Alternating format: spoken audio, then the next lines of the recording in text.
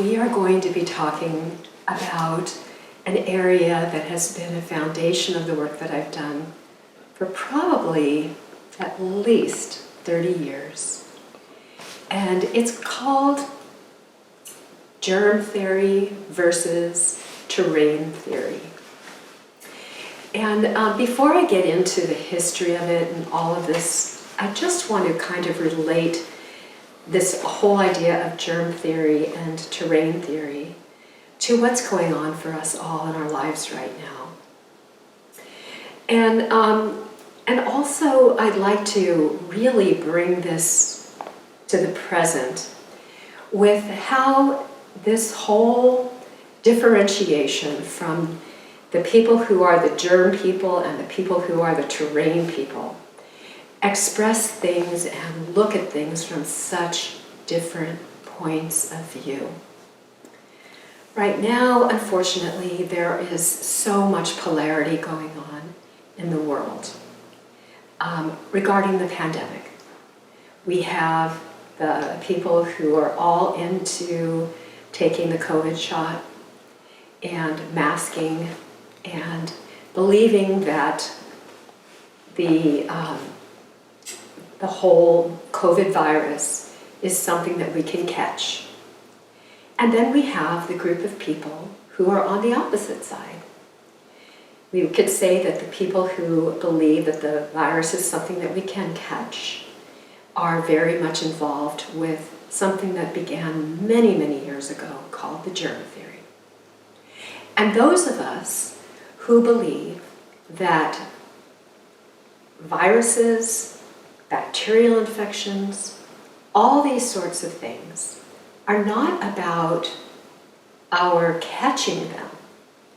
They're about already having a specific beneficial form of bacteria and viruses available to our bodies to change into a form that can go to work to help us to deal with outside influences.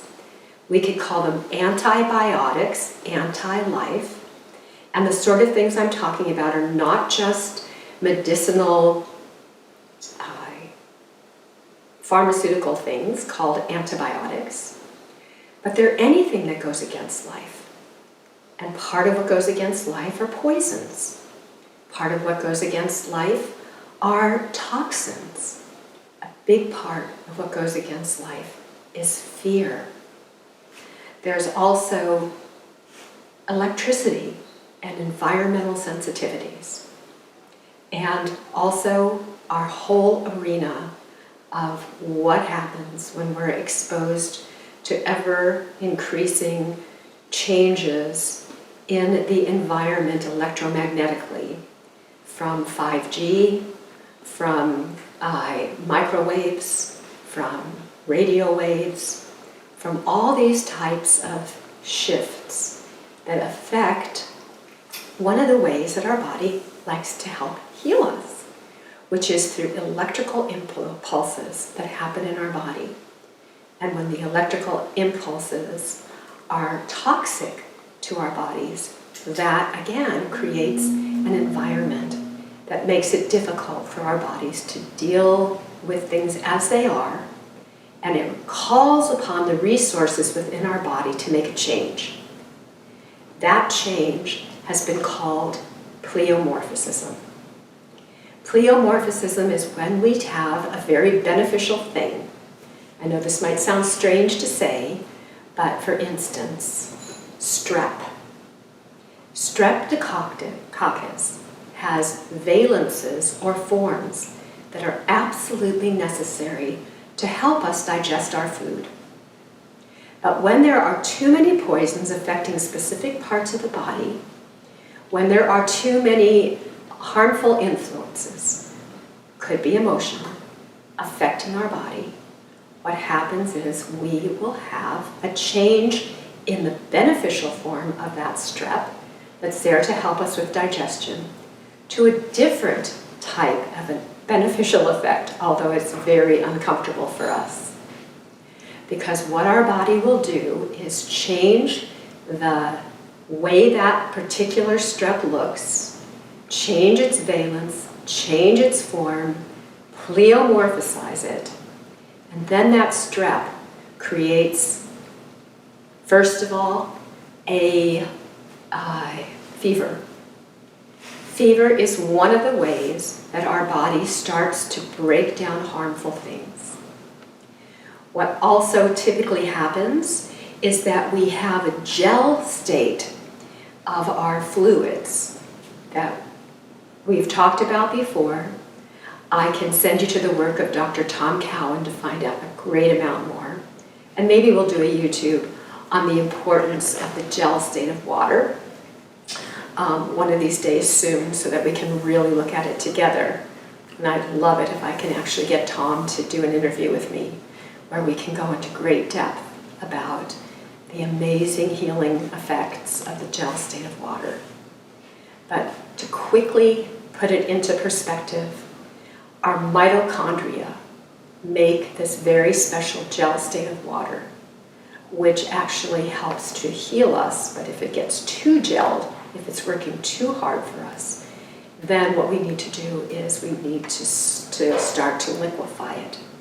And that's what fevers are about, is liquefying these hardened or thickened tissues.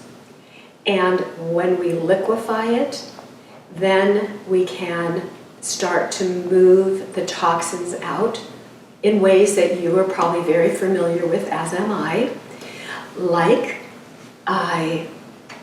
mucus, like pus, like vomiting, like diarrhea. All of these things are designed to help push toxic things out of the body. And the stronger and the healthier our bodies are, the quicker they get this job done. The higher the fever, the stronger the release of toxins through the bowel in the form of diarrhea, the stronger the vomiting may be, but it's done with quickly.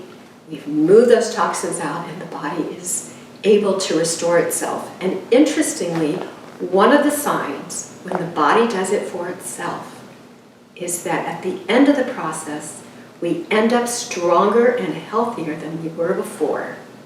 And that's if, here's another major piece we need to understand, that's if we recognize that our bodies are wise, brilliant, and wonderful.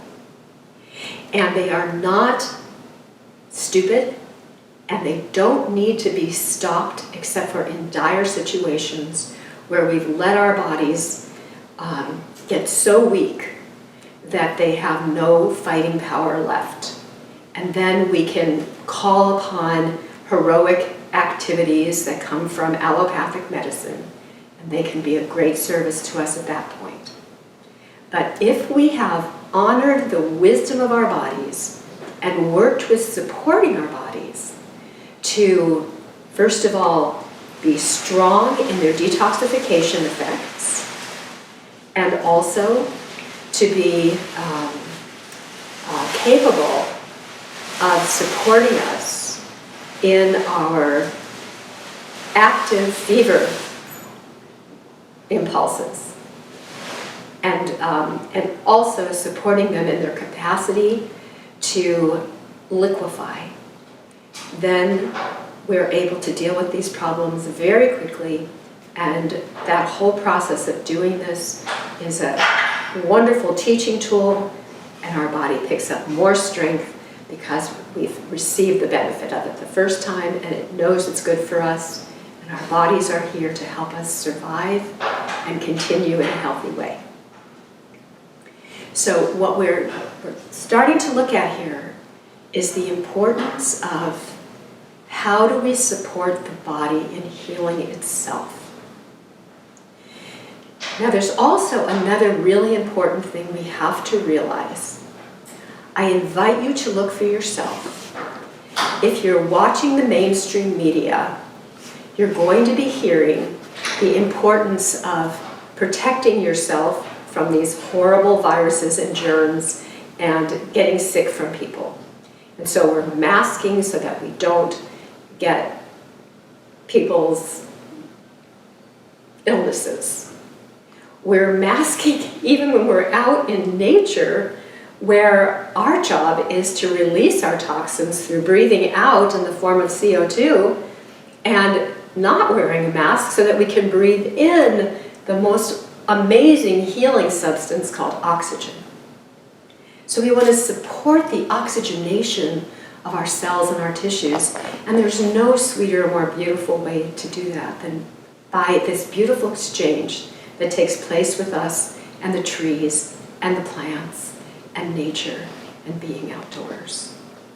But the big focus by the media is creating fear of other people's illnesses rather than looking at what are the poisons that we're being exposed to? What are the EMFs that we are being exposed to? What are the petrochemicals and industrial chemicals that we're being exposed to? What are the radiation factors, like from radon gas from the land, but also from nuclear power plants and other nuclear sources? What are those? And how can we do our best to avoid those in our bodies while we support strengthening our organs of detoxification, of cleansing, and helping our bodies release harmful substances in gentle ways? That has been my focus. And if you go back and you look at some of the other YouTubes on CellCore products and the CellCore process, you'll see that that is one amazing way to do this.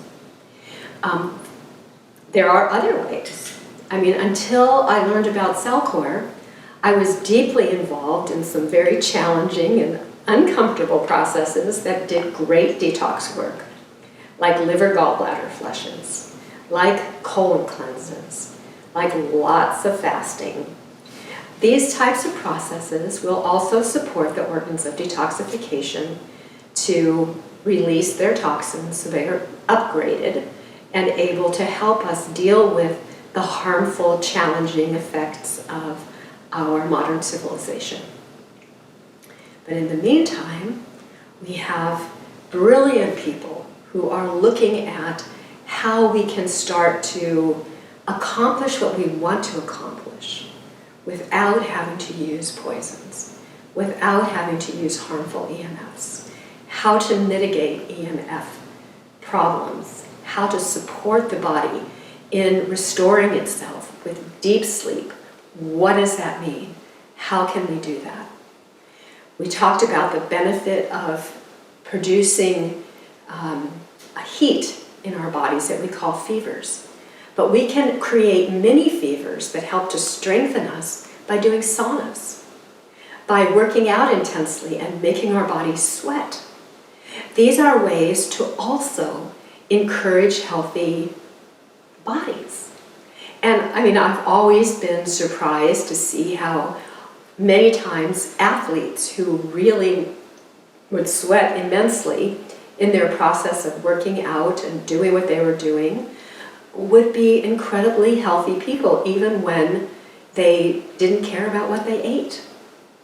And I believe this has to do with their ability to increase the power of their immune system through the process of producing excess heat, which created this constant mini detox for them of toxic substances.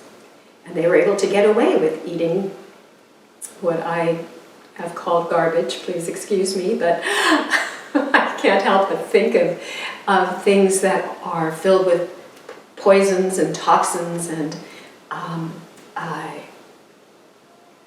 chemicals, preservatives, as frankenfoods or garbage that we've been putting into our bodies. So unless we are doing something, some heroic activity, like working out intensively, like sauning, like water fasting, like coffee enemas and colon cleanses and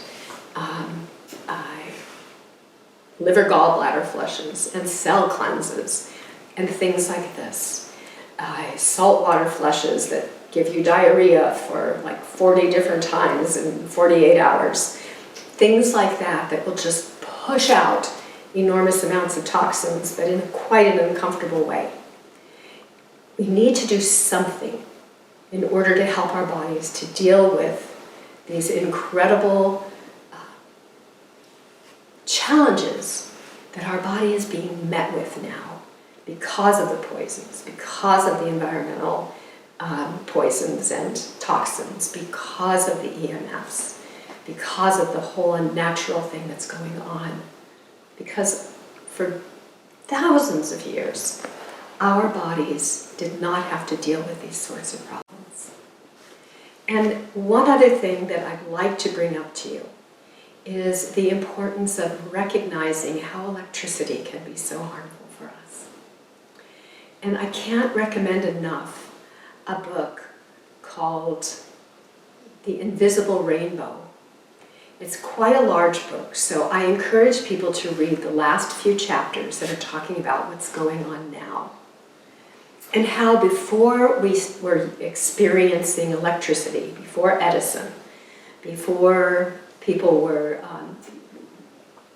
doing telegraph work and things like that, there was so little diabetes and heart disease that a doctor could spend his entire career and never see it. They might even travel 100 miles to see a person who'd had a heart attack because it was so rare. And all of this changed once electricity hit our world. So we want to look at how we can support our subtle bodies, our subtle etheric bodies. And many of you have seen me muscle test before. If you haven't, you might want to go back and look at some of my YouTubes where I'm muscle testing and teaching people how to test themselves. And in that process, you'll see how we can weaken a body even more than touching it by touching outside in its subtle field.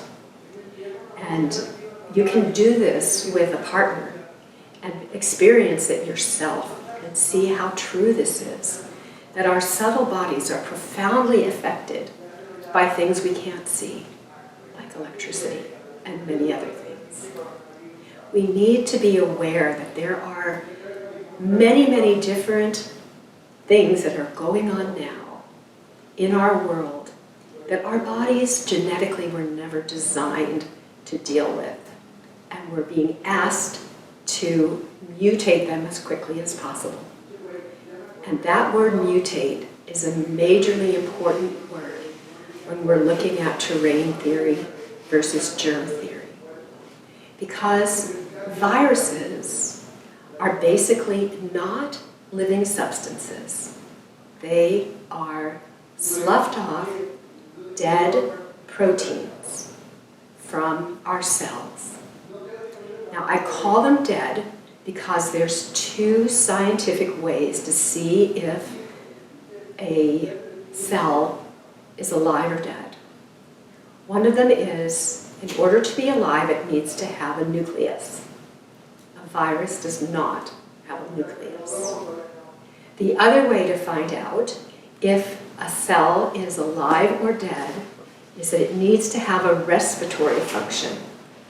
A virus does not have a respiratory function. However, it does have function. And its primary function is to bring information, be a messenger in the body to help the body to realize how it needs to mutate to deal with the new effects that are happening. And every day new things are happening. No day is the same as a previous day. Our viruses are responsible to help us to understand what to do.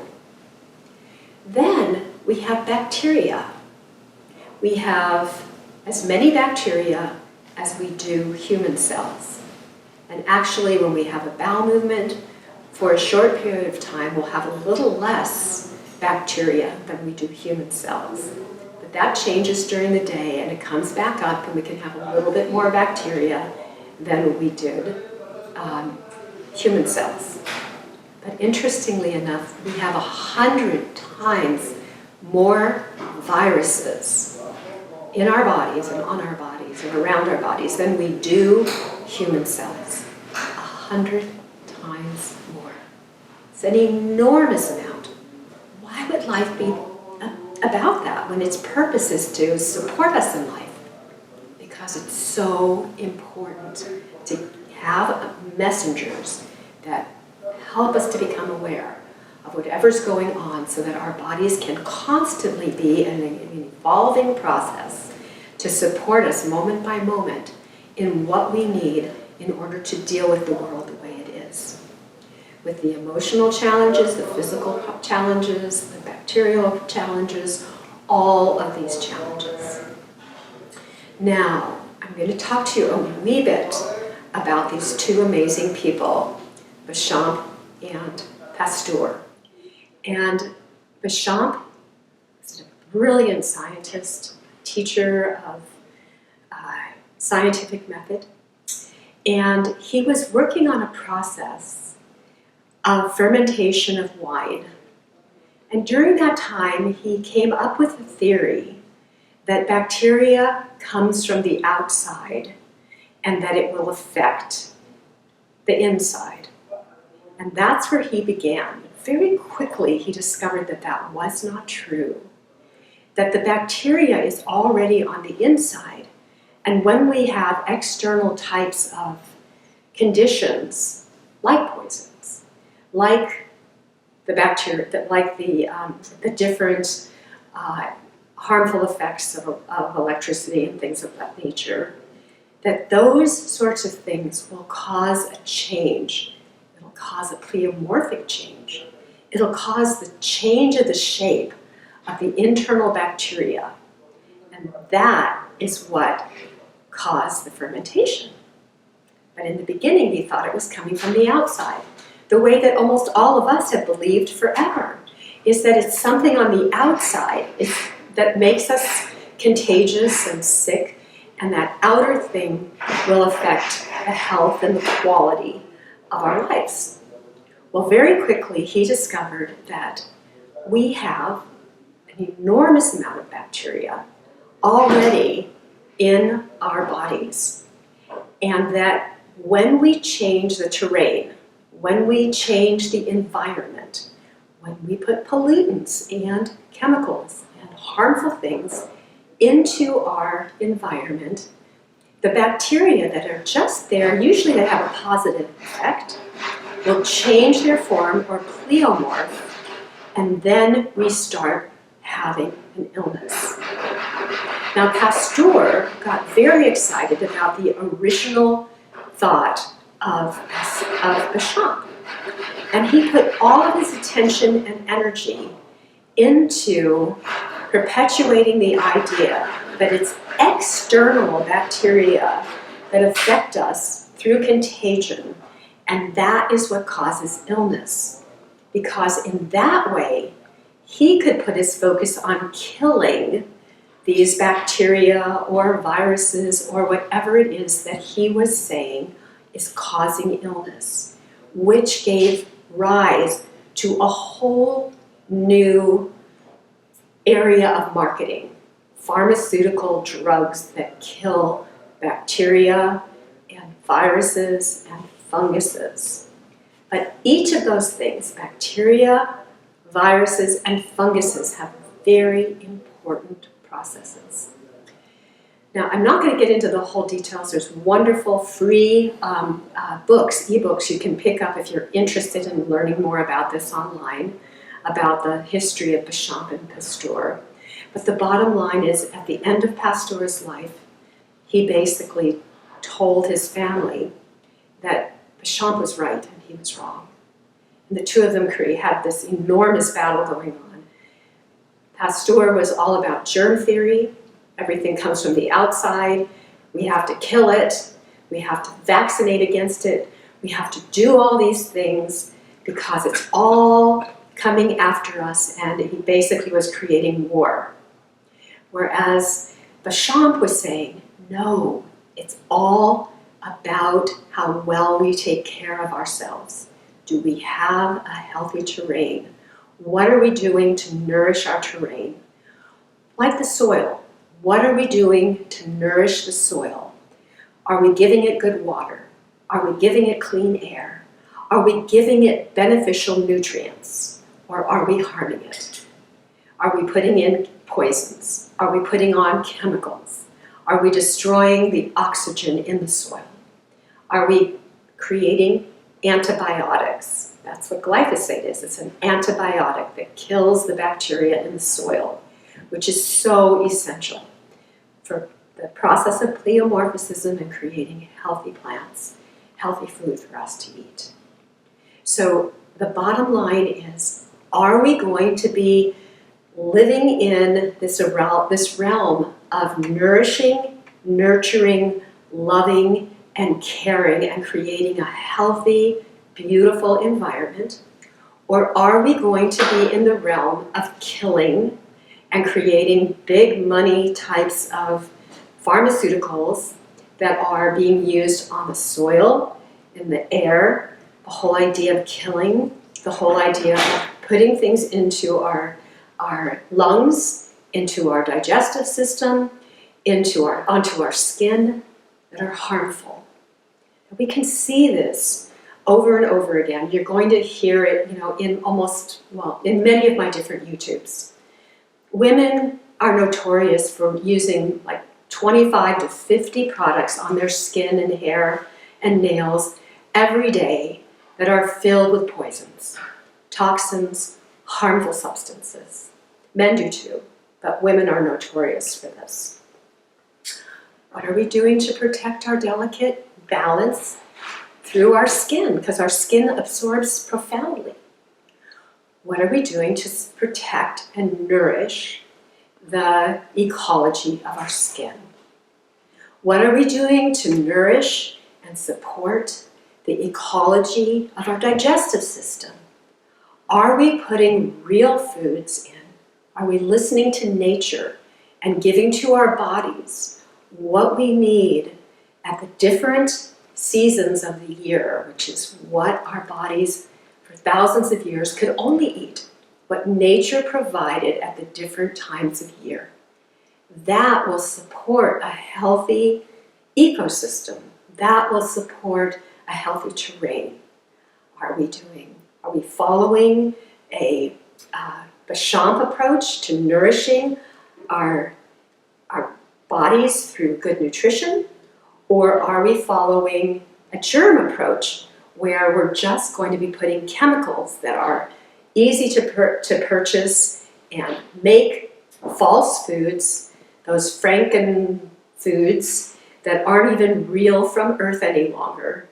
Are we going to put those into our system, which basically create an internal war because it's not what our body knows how to deal with, requiring more and more and more of the virus process of communication about change in our bodies, ultimately to be able to mutate to maybe someday be able to handle these chemicals that we're putting in bit by bit. So I hope you're beginning to get the idea here. What are we doing to support our terrain so that we are not being affected by the poisons and the EMFs and the toxins which cause the body to have this huge response, and that huge response is what I believe people are calling COVID-19. And the other thing that we're going to need to look at now is people are reporting intense reactions to their experience with receiving this COVID shot. I can't call it a vaccine because it doesn't even follow the scientific definition of a vaccine. It's designed to do something totally different, but it is a shot. And the kinds of responses that people are having are requiring for us to take heroic actions in order to detox or move these substances out of our body while rebuilding and strengthening, nourishing and nurturing ourselves.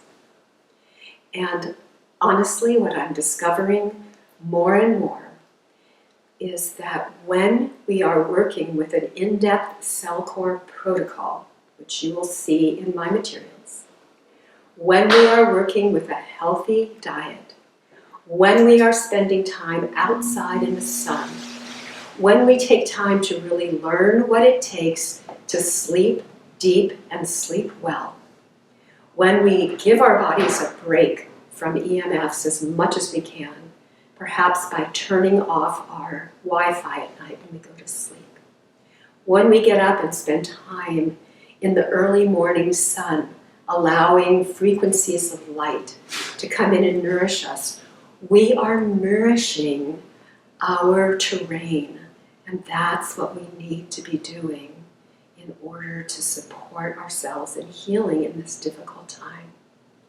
I invite you with all my heart to begin to really explore what we can do to become those people, true ecologists, human ecologists, self-ecologists, self-terrain supporters, self-love supporters, family love supporters. Let's do what we can to encourage the things that heal us, to create a sense of internal safety and peace, and at least with our own families, where we can, and our friends. Let's not stop hugging. Let's get rid of these masks. And instead of dealing with what science has actually shown is not happening, I really encourage you to look at Dr. Tom Callan's most recent book about this whole idea that we are passing along disease to each other. It's not the case. We're not infecting each other with germs. We have all the bacteria, quote-unquote germs, viruses, funguses we need within our bodies. Those bacteria are morphing, they are pleomorphing to help us to deal with the harmful effects of our environment, and that's emotionally, mentally, physically. The viruses are there to support us in getting the information that we need. They also act as a soap or a solvent to help break down these hardened and thickened and gel-type states. And the funguses deal with the substances that the bacteria have broken down to gobble them up and get rid of them. So all these things are there to support us. We just need to do our very best to not make it harder on our bodies to do the job that they were set to do, and to become a friend of our bodies, honor our body's process, and help our bodies in doing what they need to, so that the bacteria can help us, the virus can help us, the fungus can help us, instead of just going after killing, killing, killing. So let's be the peacemakers. Let's be the internal and external peacemakers. Let's not go to war with ourselves. Let's not go to war with our friends and our neighbors. Let's find a way to honor each other and honor this precious, precious body that we have been given to experience the subtleties, beauty, and amazing opportunities to make contributions for increasing the quality of our lives. Thank you so much. And if you have an interest in learning how I can support you with this process, it would be my deepest pleasure and honor to help you to do that. Because we need each one of us to start making a difference instead of living.